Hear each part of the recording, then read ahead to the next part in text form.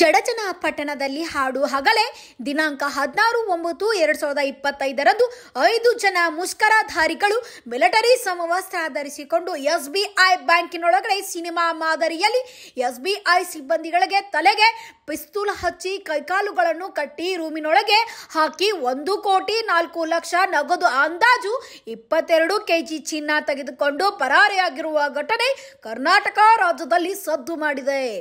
S ವೀಕ್ಷಕರೇ, ಇದನ್ನು ಕಂಡ ಚಡಚಣ ಪಟ್ಟಣದ ಜನರು ಆತಂಕಕ್ಕೆ ಒಳಗಾಗಿದ್ದಾರೆ. ಹಣ ಮತ್ತು ಚಿನ್ನವನ್ನು ತೆಗೆದುಕೊಂಡು ಹೋಗುವಾಗ ಮಹಾರಾಷ್ಟ್ರದ ಗಡಿಭಾಗದಲ್ಲಿ ಹುಲಿಜಂತಿಯ ಗ್ರಾಮದಲ್ಲಿ ವಾಹನವನ್ನು ಆಕ್ಸಿಡೆಂಟ್ ಮಾಡಿದಾಗ ಅಲ್ಲಿದ್ದ ಜನರು ಆಕ್ಸಿಡೆಂಟ್ ಆದಲ್ಲಿ ಓಡಿ ಬಂದರು. ಆಗ ದುಷ್ಕರ್ಮಿಗಳು ಜನರನ್ನು ಹೆದರಿಸಿ ಅವರ ಹತ್ತಿರ ಇದ್ದಿದ್ದ ಪಿಸ್ತೂಲ್ ಮಾರ್ಕ ಅಸ್ತ್ರಗಳನ್ನು ಹೊರಗೆ ತೆಗೆದು ಜನರನ್ನು ಹೆದರಿಸಿದ್ದಾರೆ. ಇನ್ನು ವಾಹನವನ್ನು ಅಲ್ಲೇ ರಸ್ತೆಯ ಮೇಲೆ ಬಿಟ್ಟು ಅಲ್ಲಿಂದ ಪಲಾಯನವಾಗಿದ್ದಾರೆ. ಜನರು ಅವರನ್ನು ನೋಡಿ ಗಾಬರಿಗೊಂಡರು. ವಾಹನದಲ್ಲಿ ಅಲ್ಪ ಸ್ವಲ್ಪ ಚಿನ್ನ ಮತ್ತು ಹಣ ನೋಡಿ ಜನರಲ್ಲಿ ಆತಂಕವನ್ನು ಉಂಟು ಆಯಿತು.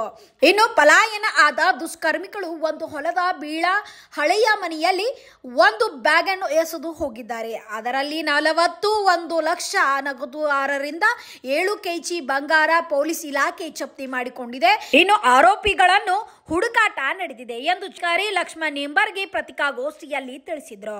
ದಿನಾಂಕ 16/9/2025 ಚಡಚಣ ಪಟ್ಟಣದಲ್ಲಿರುವಂತಹ ಎಸ್ಬಿಐ ಬ್ಯಾಂಕ್ ರಾಬರಿ ಕೇಸು ಈಗಾಗಲೇ ವರದಿಯಾಗಿ ಪ್ರಕರಣವನ್ನ ದಾಖಲಿಸಿಕೊಂಡು ಪೊಲೀಸ್ ಇಲಾಖೆ ಪ್ರಕರಣವನ್ನ ತನಿಖೆಯನ್ನ ಕೈಗೊಂಡಿದೆ. ಅವತ್ತಿನ ದಿನ ಏನು 3 ಆರೋಪಿತರು ಬಂದ್ಬಿಟ್ಟು ಬ್ಯಾಂಕ್ ಎಂಪ್ಲಾಯೀಸ್ ಮತ್ತೆ ಅಲ್ಲಿದ್ದಂತಹ ಸಾರ್ವಜನಿಕರನ್ನ ಒಳಗಡೆ 4 ಜನ ಸಾರ್ವಜನಿಕರನ್ನ ಹೆದರಿಸಿಬಿಟ್ಟು ಬ್ಯಾಂಕ್ ನಲ್ಲಿದ್ದಂತಹ ಒಟ್ಟು 1,04,00,000 ರೂಪಾಯಿ ನಗದು ಮತ್ತೆ 20 ಕೆಜಿ ಚಿನ್ನ 398 ಬ್ಯಾಗ್ಸ್ಗಳಲ್ಲಿ ಏನು ತೆಗೆದುಕೊಂಡು ಹೋಗಿದ್ರು. ಆ ಪ್ರಕರಣವನ್ನ ದಾಖಲು ಮಾಡಲಾಗಿತ್ತು.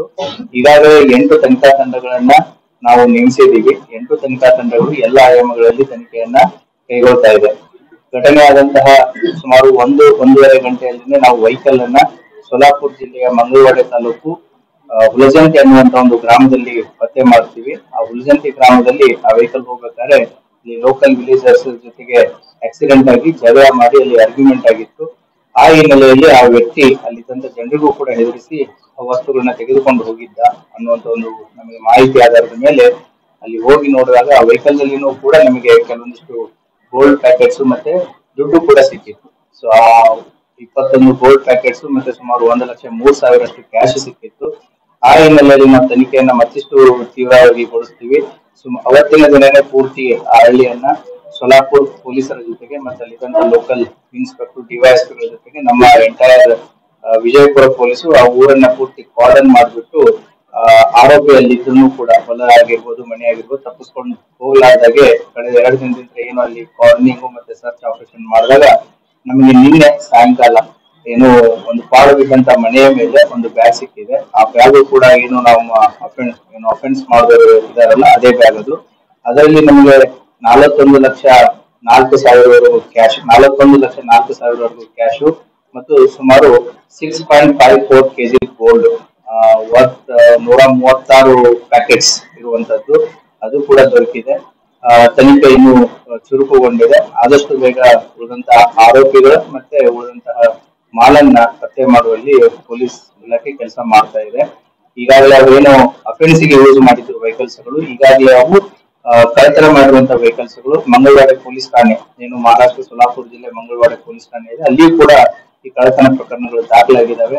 ಮಹಾರಾಷ್ಟ್ರ ಪೊಲೀಸರು ಸೋಲಾಪುರ್ ಎಸ್ಪಿ ಮತ್ತೆ ಅವರ ತನಿಖಾ ತಂಡನೂ ಕೂಡ ಈ ಬೈಕ್ ಮತ್ತೆ ಕಾರ್ ಅಫೆಂಡರ್ಸ್ ಏನಿದ್ದಾರೆ so they are nothing but ನಮ್ಮ ಬ್ಯಾಂಕ್ ಕಳ್ಳತನ ರಾಬರಿ ಏನ್ ಮಾಡಿದ್ರೆ ಅವರೇ ಇದ್ದಾರೆ. ಸೊ ಹಾಗಾಗಿ ಅವರ ತನಿಖಾ ತಂಡ ಮತ್ತೆ ನಮ್ಮ ತನಿಖಾ ತಂಡ ಸಹಯೋಗದೊಂದಿಗೆ ಆದಷ್ಟು ಬೇಗ ಆರೋಪಿಗಳನ್ನ ಪತ್ತೆ ಮಾಡಿ ಉಳಿದಂತ ಮಾಲನ್ನ ವಶಪಡಿಸಿಕೊಳ್ಳುವ ಸಾಧ್ಯತೆ ನಾವು ಮಾಡ್ತಾ ಇದ್ದೀವಿ.